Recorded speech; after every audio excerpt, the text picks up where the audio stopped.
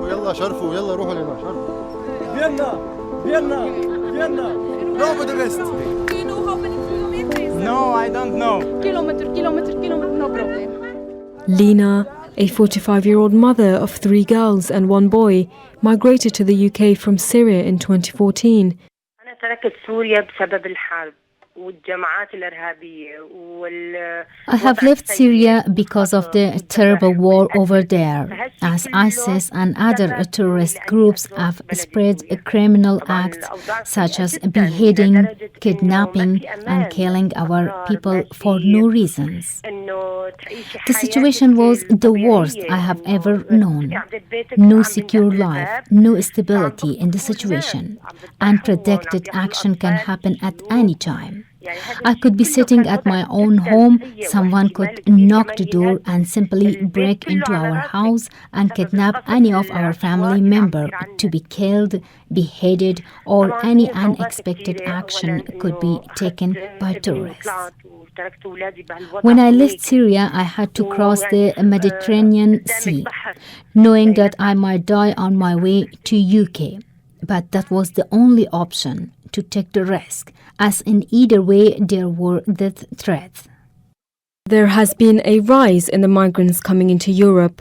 More than 1 million people have come to seek refuge into Europe, which has sparked a crisis. Europe is struggling to cope with the influx. This has led to creating a division in the EU on how to deal with the resettling of people. The conflict in Syria is the biggest driver of migration. Other people from countries like Afghanistan, Eritrea and Kosovo are facing poverty, abuses and wars, leading the people to migrate to Europe for safer lives. We are proposing that Britain should resettle up to 20,000 Syrian refugees over the rest of this Parliament. Prime Minister David Cameron announced that Britain will take 20,000 Syrian migrants by 2020. But is this a fair amount? Can Britain do more? Members of the public are divided on their thoughts about the UK accepting 20,000 by 2020. It could probably do more, but I also think that what it's got to try and do, it's got to manage. It's got to manage the people coming in. It's got to manage the illegal situation. I don't think it's relevant because we're paying so much into Syria to support the people within Syria, aren't we? So I don't necessarily think they need to come back to UK. Anyone who's willing to contribute to the UK, more than welcome. Migration Watch UK is an independent and non-political think tank. Ben, a representative for Migration Watch UK, tells us what they think about the UK taking more migrants. What do you think about the UK taking in 20,000 immigrants by 2020? Well, we support that wholeheartedly because we think it's absolutely essential to help Syrian refugees who've been affected by this horrendous conflict. Not just the people who have been crossing irregularly from Turkey to Greece, for instance, but there's a lot of people, as you know, in the region itself, in refugee camps, both in Syria and outside Syria. And it's important to help those people, and the UK's policy, which we support, has the benefit of both discouraging people trafficking, which is, as you know, it's a lot of people who want to exploit people who are in the most need, and also the British policy also has the benefit of discouraging people making dangerous sea journeys, which saw tragically 3,500 people die last year. So we would like to see a policy pursued by Britain to help people in Syria, to help refugees from the Syrian conflict, which both discourages people trafficking and which discourages those dangerous sea journeys. Sabir Zazeh, a former refugee with years of experience with migrants, believes the UK should do more to help the migrant crisis. Do you think the government can do more to help refugees, migrants coming into the UK? I think until recently I thought that the 20,000 was a moderate response to the crisis. But when I went to Istanbul recently and I saw refugees there, I looked into their eyes, I saw their needs and the kind of the scale of the crisis. I thought to myself that with the UK, with its economy and its status in the world, I think 20,000 is somehow a badge of shame on the UK, and I think we should and must be doing more to help the refugees. Looking at the scale of the crisis, 60 million refugees around the world, or 60 million people who fit within that category of refugees. And as kind of like responding with taking 20,000 people over 4 years from now, I think I welcome it. Any response is better than no response. There's a lot of evidence to suggest that migration on a very unsustainable scale that we currently have can have that population pressure, can really impact public services, can hurt the wages of the lowest paid people, can lead to some job displacement among people who are young British people who are overlooked in favour of people coming from overseas. There's also the point to make that the majority of the public, broad majorities of the public, would like to see net migration cut. I think poll after poll seems to find that the public, by majorities of around 70%, would like to see migration cut, and that includes first and second generation immigrants. Dr. Fawad Razik, a former head of the BBC Arabic service, now an anchor presenter, freelancer, tells us what he thinks about the number of migrants Britain has committed to take by 2020.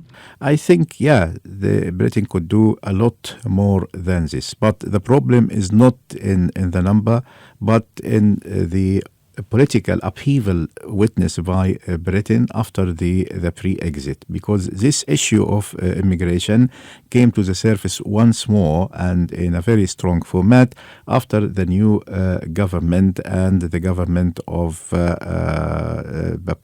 new Prime Minister Theresa May.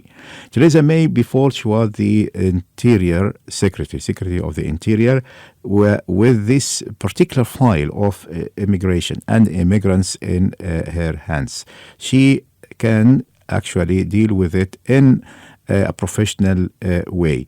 Of course, we shouldn't forget that the impact of the pre-exit referendum result that would may hinder her efforts to increase this number. So it's a matter of financial, it is economical, and rather than social. Of course, Britain would say that we welcome the Syrians and we committed ourselves to this number, and they are going to implement such a promise. 84,088 migrants have been stopped from entering the UK borders last year, equivalent of 230 a day or nearly 10 every hour. When I started the journey from Afghanistan, I had no idea where I was heading and where I was going. Gulwale Pasale left his home Afghanistan at the age of 12 to escape the war. And how long it will take me, so I was stepping into the unknown. Before I knew it, it took me 12 months. I went through 10 countries. I almost drowned in the middle of the Mediterranean. When I hear stories of people drowning in the Mediterranean, and every day people are coming and making the journeys, risking their lives, I was in their situation. I understand their pain and suffering. As a Kurdish, we always have problem in Syria, especially if we are active. And in 2005, we were activists, and we were banned to do our activities, such as celebration in our Kurdish New Year festivals, or even if we have a book in Kurdish language, or if we have a group of people talking about Kurdish issues. So when we have a trouble, it was a big problem. Heba Hassan came to the UK from Syria 10 years ago. She now works with Syrian refugees who have recently migrated to the UK. So we kind of escaped Syria to UK to feel safer and to continue to do our activities. How do you feel when people who have come to the UK, for example, your friends and family from Syria and other parts of the world, how do you feel when they tell you about the struggles they faced on their way? Actually, it's speechless, because maybe you see as well on TV, they have to cross the sea. they have to be in really small boat, about 30 to 40 people, and everybody has the same issues, whoever arrived to Greece and then from Greece to Europe. And every single story I've heard, it was like heartbreaking, and I wouldn't hide that I was really kind of depressed. Long time, like 1 year, I was really depressed of hearing all these stories, either seeing on TV what's going on YouTube, or hearing from my family over there, because most of my family is still in Syria, in Aleppo. So it's heartbreaking because I can imagine how horrible it is, because on TV we don't see that much actually. But when my family tells me stories and how every single person live there, it's really heartbreaking. I cannot really describe it. Sometimes it really makes me down, and I cannot really talk to my family. I like stay away because I feel that I'm not able to live here while I'm away. I'm away from them, yeah, but I am like there because every time I speak to them, there is a horrible story. To the UK government, accepting 20,000 Syrians may seem a great deal, but is it great judging by the situation in Syria? How will this help the people of Afghanistan, who are facing a new war every day? How will it help the people of Iraq, who are traumatized by the group ISIS, fighting its government?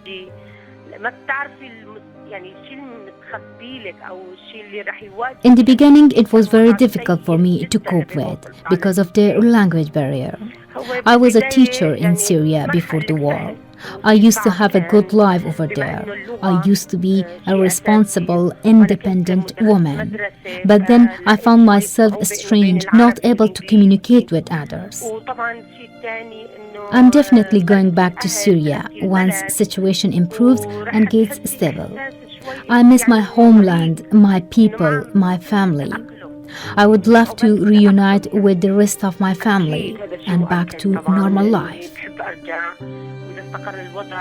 The number of 20,000 is really low. Too many Syrian people have been displaced and lost their family members, and they deserve the best.